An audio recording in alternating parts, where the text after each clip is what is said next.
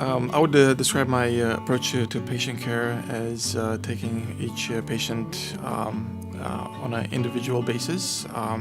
Everybody has different needs that need to be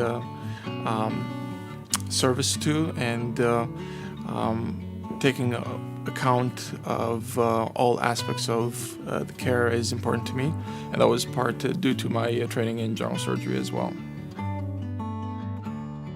The best lesson I've learned from a colleague was humility. Always acknowledge when something goes wrong that may be due to your fault or not your fault, but I think admitting that something went bad and being upfront about it, I think was an important lesson that I learned.